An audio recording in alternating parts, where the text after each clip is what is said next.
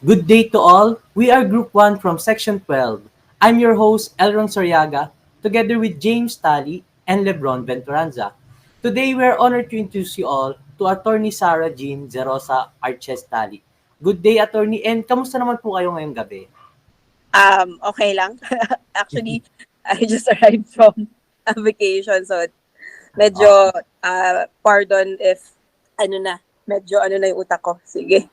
No problem naman po, ma'am. Nag-thank you rin naman po kami sa inyong pag-oras. So, thank you, ma'am. We appreciate having spent your time with us this day. So, this will not only be a wonderful experience for my group mates, but also our blackmates and professors, especially since we get to learn about leadership from a leader.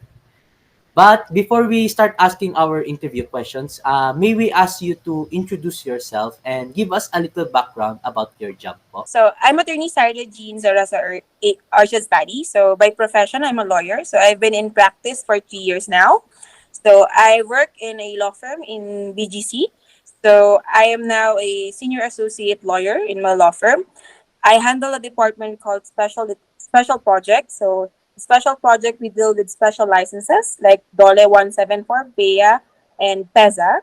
I also handle our visa department wherein we cater foreigners who want to stay here in the Philippines. I also do a little bit of litigation on the side. Grabe ma'am, nakanumpuan yung trabaho. So, thank you ma'am. And with that, I think we can begin our interview now. So, are you ready po ba sa mga questions po? Let's see. Di na ako pa na. Okay. So, moving on to our first question. What does leadership mean to you? Well, leadership is first and foremost is a very how can I say it? It is a responsibility that you have to take seriously. So just like everyone knows that a good leader should delegate, but it's not just a delegation by itself. You also have to make sure that once you delegate, you also make sure that your employees will learn something from it. And also, you have to be hands on with them. Because at the end of the day, if they do mistakes, it's not them who will be penalized with it. It is you being the leader. So dapat yung feeling mo dinelegate mo na yung task sa kanila na yon. No. At the end of the day, pag nagkamali sila, it's on you. Yes. Leadership Thank you for for you have to be responsible. You have to make sure that your employees will learn something because leadership it's not about you learning it, but you make sure that those employees will able to learn also. Thank you for that wonderful answer po, ma'am. So, next we are moving on to our next question. Describe the key actions and behaviors of the person that you've experienced as your best leader. Again, hold on again. I wasn't able to. Um, okay, ma'am. So, can you describe the key actions and behaviors of the person that you've experienced as your best leader? Mm, Key actions. Well, best leader. First, in our office, Mm. there are different kind of persons kasi. There is a person who will improve in a competitive setup. There are also people naman na they will improve in a teamwork setup. So as a leader, you have to be, you have to know those things. So you have to look for those people na they want a competitive setup, put them together. And those people na they do good in working together, put them together. Because kapag pinagsama-sama mo sila in just one class, magkakagulo. Mm. So, instead of you able to accomplish the work, matatagal pa siya. So, for a leader, my key is to understand your environment. So, that's the first. You have to understand what is in your environment. You have to understand what kind of people are you dealing with so that you can give them or you can delegate them the task na sa kanila dapat. So, understanding your environment is very important. That's why in a leader, yung pagiging leader, nag-start pa lang yan sa hiring process. So, from the moment that you interview that person, alam mo na dapat kung saan siya ilalagay. So Mm, from there, understanding, communication-wise, yun yung mga importante to be a great leader. thank you, ma'am. That was a very great answer po. So, moving on to our next question. Do you think leaders are born or made? Home, more on made, for Mm, me. Siguro meron iba talaga na they're born to be leaders. Siguro yes. meron, exceptional. But for me, experience-wise, I'm not born as a leader. No. In high school, I was very shy. Hindi ako yung, ako na lang leader ako, no. I'm just an ordinary student, passing my grade and all. As in, hindi man ako nag-excel. I don't want to put myself in the center stage. No, it's not me. I don't even do debate.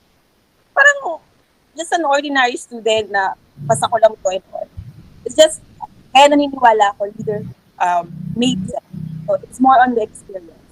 The moment that you experience, the moment that you expose to something, only in that time you realize, oh, I have to take over in this case. Otherwise, lahat tayo. So when I was in law school, I'm just an ordinary student. I just have to read. I just have to pass my exams. I have to pass the bar exam. But the moment I'm already in the real world doing work, I have to I have to do my best because I have clients. Most especially sa litigation. Siyempre, hinahawakan namin buhay ng tao. So, doon pa lang, experience-wise, doon mo malalaman na kailangan ko palang mag-excel. Kailangan kong mag-lead. I have to make critical decisions na I have to risk. So, experience and also yung environment ko, that's what makes me a leader. I think I can agree with you that, ma'am, because Yeah? I also agree as leader are made, not born po. I Yes. can also Siguro agree may with exceptional, but Mm. most leaders, There are some po, oo. but most likely leaders are made because of the experience. So, moving on to our next questions. Medyo mahaba po to, pero pwede natin po isa't isahin. So, first is, what is a role model to you? And in what ways are role models important for leaders? And who are your role models? And their characteristics? And finally, what have you learned from them? What is role model? Pagsamahin natin yung what is role model and what ways are the role models important to me. Okay po, ma'am. For me, what role models are, they're just merely guide. You cannot copy them. Hindi ka mo pwedeng kopyahin ang isang tao para maging ikaw yon. You Mm. cannot do that unless you're a clone, right? Yes, ma'am. They're merely guide you. So, parang principles, yan. You just want to learn from them, but the end of the day, the decision making is on you. We are in a different situation. Maybe similarity, there are situations similar to what they have, but at the end of the day, magkaiba pa rin kayo. The result may be different from what they experience. So what they can give you is only guidance. So you can never copy them because you can never be them. But you can be they can be a guide on you. So that's for me. Who are your role model? Well, for me, it's not even my role model is my father. Um, decision wise, my father is very good. He is a risk taker. So yung natutunan ko sa kanya, you have to take a risk. If you only play safe, hindi ka mag-move forward. You will never improve yourself. Sometimes you have to experience downfall. So, in order for you to improve. That's why being a risk taker talaga yung natutunan ko sa father ko. Um, in a student, ang pinaka-worst case na pwede nating experience is yung failure, di ba? Kaya nga, nung talagang first experience ko ng failure nung first year college ko, so like, shucks, I failed the subject. Parang yun na yung end of the world mo, right? But when I experienced law school, like, okay, bagsak ako, okay lang. It's more like, okay, but I risked it. At the end of the day, even if I failed that subject, I know that I worked hard. Iba kasi yung feeling na hindi ka nag-work hard and then bumagsak ka. fault mo yun. Diba? Pero, pag nag-work hard ka, tapos bumagsak ka, I did my best and that's all. Yun na yun talaga. Diba? So, risk, yung taking of risk, and even in now, in my profession, sometimes I have to make a difficult decision. Ano na rin to sa kliyente namin. Kapag meron silang mga kailangan ng quick decision na hindi ko na kailangan ipaalam pa sa client minsan.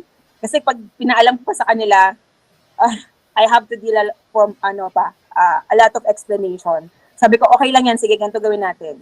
Ako bahala sa inyo. It's like, para mapabilis yung proseso, ako na bahala. If kailangan mag-explain, gawin natin after. Parang ganon. I have to take this. So, yun yung natutunan ko talaga sa father ko. Yes, I think most leaders po talaga is risk takers rin po. I can agree with that po. So, let's thank for that answer again. So, moving on to our next question. What can leaders do to help the organization what can leaders do to help others in the organization see the future? Well, see the future, guide. Ako talaga more on the leaders, you have to guide your fellow members. Pag magaling kayong mag-guide sa mga members nyo, sa employees nyo, and then make sure that they are in a right path, they will be in a good future. Right? So, give them a little bit of hint na, if you go to this will be your risk. If you go to there will be your risk. Because that's my mantra. I will always tell to my employee, okay, you have two options, this and that. Kapag ito yung pinili mo, your consequences will be this. Even in my clients, that's what I do. But at the end of the day, I want them to choose for themselves. Ayoko yung ako yung leader, ako yung magsasabi na ito yung decision mo dapat. But I will show you the two sides of the coin and the consequences. But I want you, because in the future, you will be also a leader, you have to make the right decision. Ganun ako. May iba't iba po talaga tayong mga leadership styles. Yes. So, moving on to our next questions, we have my co-host, Mr. James TALI, to give you the next question po. Mr. James, are you there? Hello. Yes, I'm here. Okay, so So for the sixth questions, what are some of the actions you take to create a climate for change and encourage risk taking? And can you please be more specific if it is a general statement? Oh my God. Huwag niyo ko kasi sa client to. Ano ba to? Hindi na lang ako magsasabi. Pero, kung ipapakita niyo man to but please don't hold me. So, I had to deal with this client. So, I've mentioned I deal with special licenses.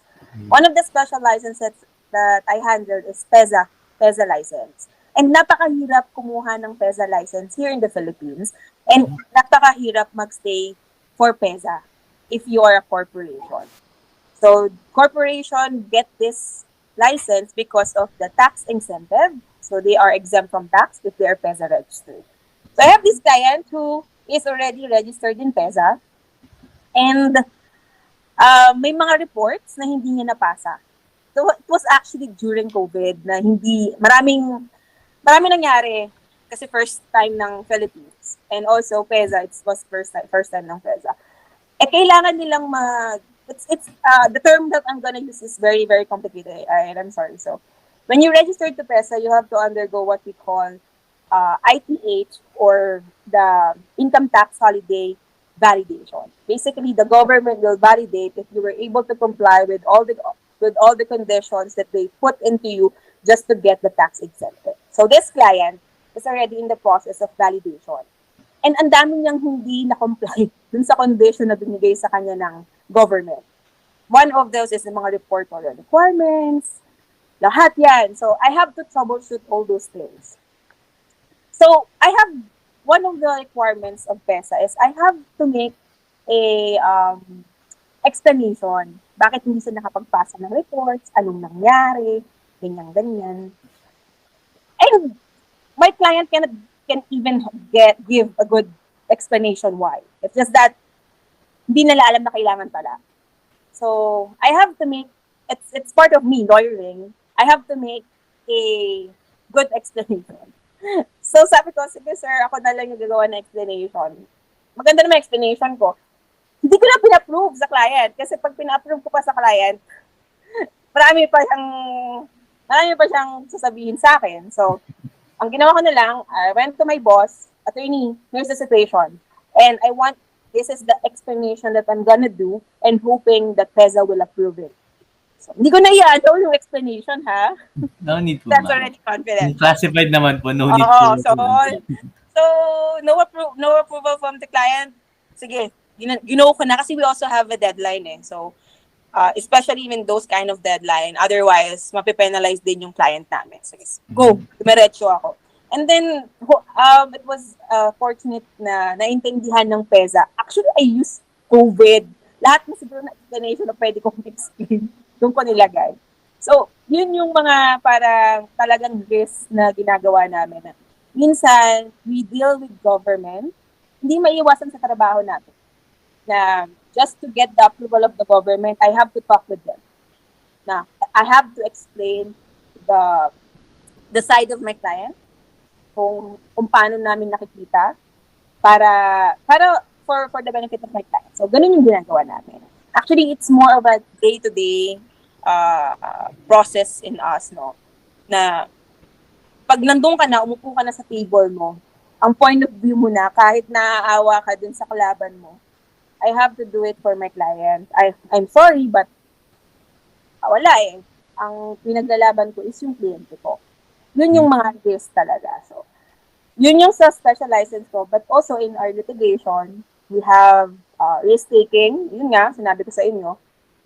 At the end of the day, if we have a client, we have to fight on what our client said. I know that everybody lies. But we don't, wala kaming magagawa kung nagsisinungaling yung kliyente namin. Eh, yun lang din naman yung alam namin. So, we can only tell what we know kung ano yung sinabi ng kliyente namin. So, it's a risk. So, by that example po, ma'am, nag-take talaga po kayo ng risk. Nag-encourage talaga kayo ng risk po for that, ano po. Yeah. May sino po.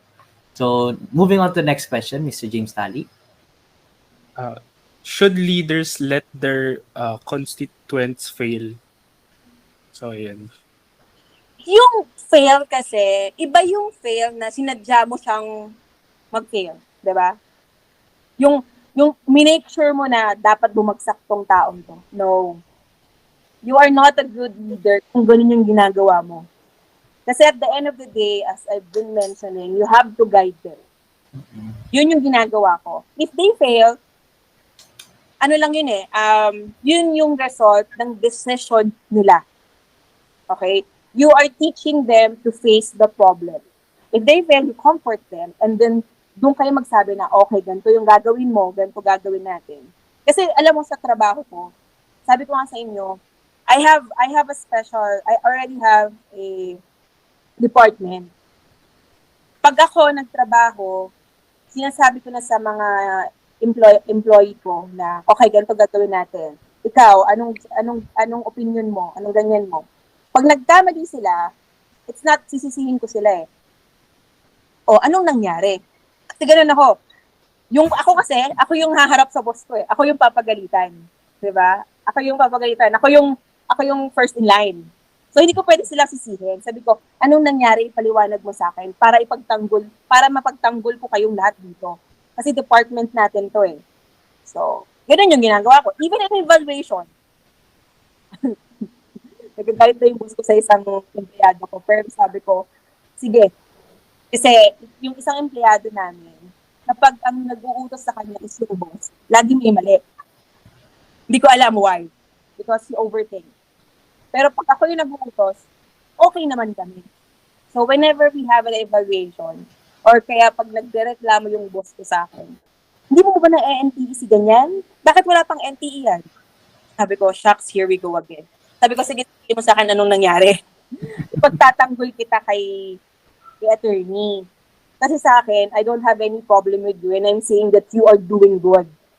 It's just that whenever our boss or have tasked over you, dun ka nagkakaroon ng problem. So, ganun yung ginagawa ko. Na even may mistake sila, I make sure na ano yung side mo, what happened. You have to understand. And also, you have to teach them. Sabi niya, sige, next time ganito gagawin mo. Diba? Not yung sasabihin mo talaga na, yung talagang, you make sure that your employee fails. No, it's not a good leader talaga. Kailangan, when they failed, you approach them and you teach them what to do. You have to move forward. Lalo sa task namin. Kapag nagstay kami dun sa failure, wala naman kliyente namin, we have to move forward. That is a learning from us. So, pag nag-fail ka, ano yung na-learn mo dyan? Okay, lesson learned. Lista mo yan sa learnings mo. Ganun kami. We have a list of learnings every day.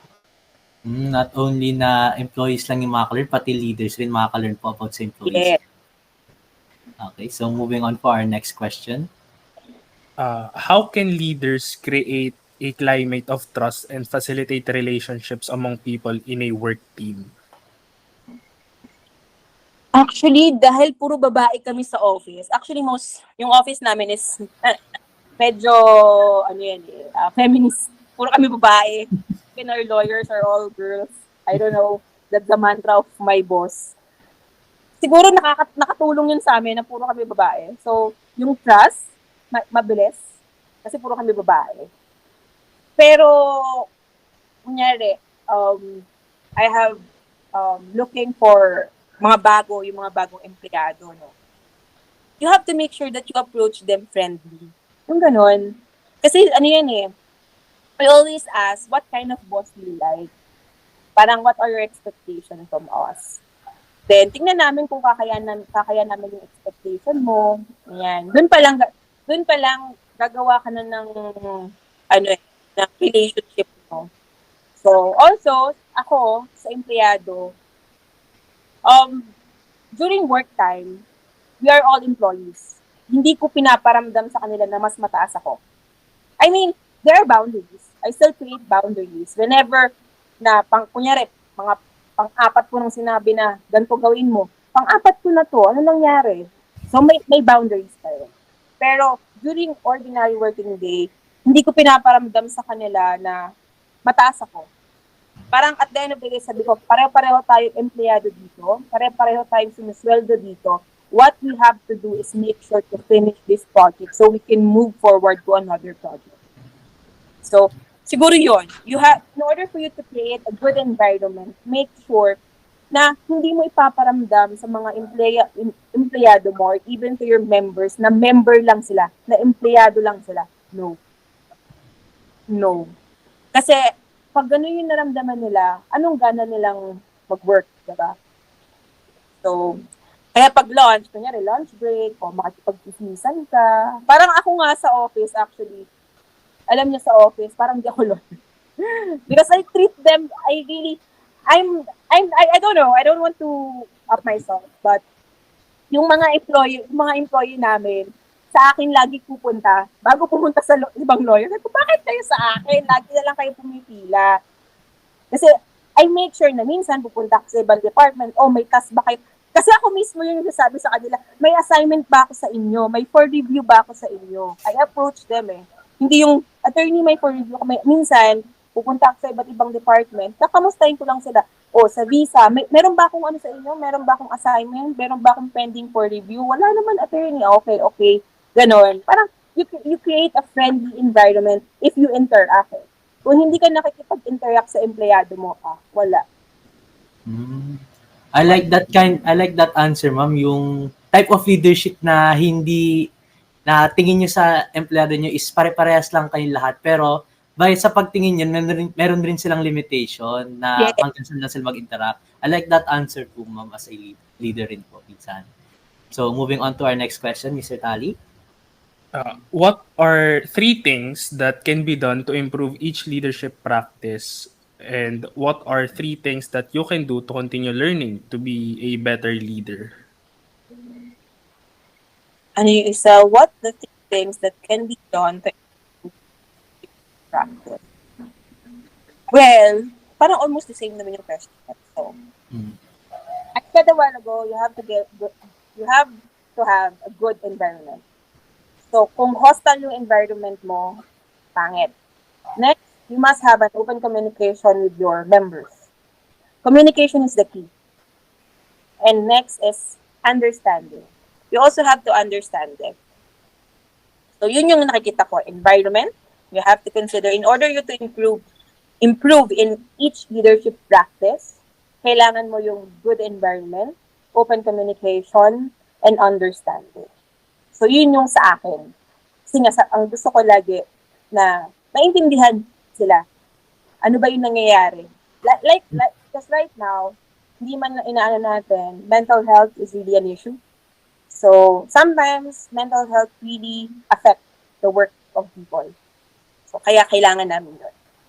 What are the key things that you can do to continue learning to be a better leader? Parang same lang. Mm. Pero okay na po yan. So, parang same na rin naman po ang magiging answer niyo rin po dun. So, okay lang. That's how you move forward. Mm-hmm. So, by those three things that you mentioned, those are the things you can do as a better leader rin po. Okay, so moving on to our next question po. Okay. The next question is, can you tell me about a time you struggled with work-life balance and did you manage to solve the problem and how did you do it? Until now, problem namin yan. So, hindi ko alam kung paano ko masasolve. Honestly, I'm honest. Until now, that's our problem. Actually, during my first year in my law firm, medyo mahirap yung law firm. I mean, hindi mahirap. I was hired really for litigation. Tapos yung kaya ako hinire agad kasi yung litigation lawyer is aalis na. So I have like 1 month transition. So I have to learn all the cases kasi siya lang yung siya lang yung lawyer sa litigation. So ako yung sasalo ng trabaho niya. Yung boss ko sa litigation nasa ibang bansa. So ako lang yung aatin ng hearing, ako lang lahat. And then ilan lang kaming lawyer noon? 4. Ay hindi, 5. 5 kami noon. And then suddenly, one lawyer sa corporate side, which siya yung originally nag-lead ng special project, nag-resign din. So yung job niya, napunta rin sa akin. So I have to handle 2, litigation and special project. It was, I think, 2020 or 2021 nangyari yun. So ako, habang nagko-cope up ako sa litigation, nagko-cope up din ako sa special project. So, talagang na-drain ako. Siguro after 8 months, na kailangan kong, as in, minsan 8 o'clock ako umuwi, ganyan-ganyan. Na-drain ako. Then, I have to stop myself because I know it's not me anymore.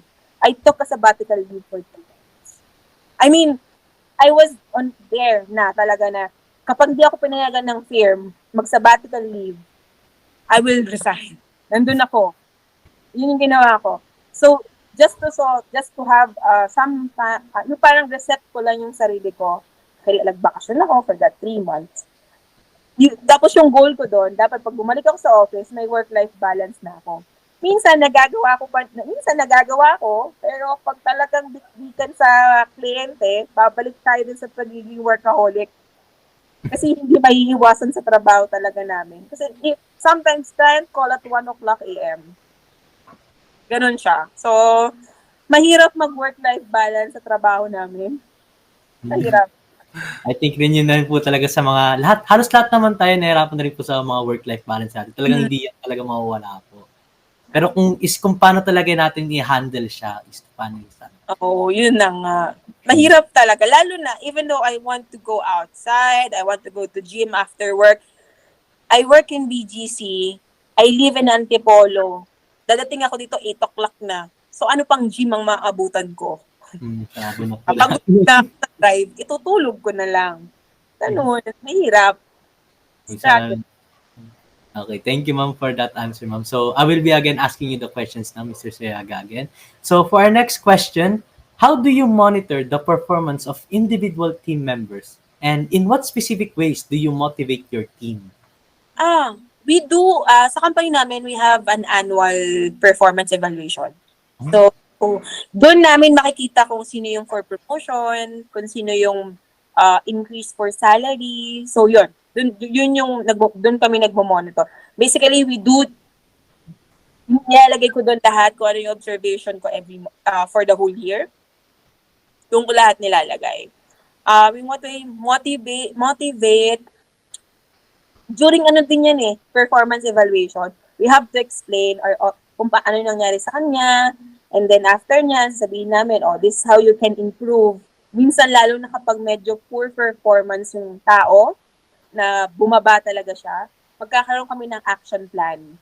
So we have to draft an action plan for that specific person at kung paano kung ano yung expectation namin sa kanya for the next 3 months. Parang yun yung ginagawa namin sa office. Malalim din naman po pala grabe naman rin po pala pag-motivate niyo sa inyong mga team members rin po, employees. Yes, ganun yung ano namin. Tsaka everyday, you have to motivate them. Yes, everyday. So, hindi lang siya during the performance evaluation, but an everyday process, just a simple hi, hello, tapos kamusta ka na, ano nangyari dun sa sa pinagawa ko sa'yo, yung mga ganon, just a simple simple greetings niyan, na kinakamusta mo sila, malaking bagay na yon sa kanila. Yes, I agree. So, moving on to our next question po. How would you, and this is also our final question, how would you describe your leadership style? Ala, ayun nga, yung leadership style ko talaga, more of like understanding, open communication, good environment. And then hindi ako yung ipupush ko na, ito gawin mo, no. I have to make sure that that person understand the two sides of the coin. You have to let them decide. I make sure na at the end of the day, it's not me who's deciding for them. It must be them deciding for themselves. That thing. Diba? Kasi as a leader, ay hindi ako yung gayahin mo ako. No. Dapat maging ako ikaw. No. Gusto ko maging ikaw ay ikaw. In a way, gusto niya rin po talaga as a role model po rin talaga. Yes. Ayaw ko ipilit yung ganito ko dapat ganito ka din. No. You inspire po.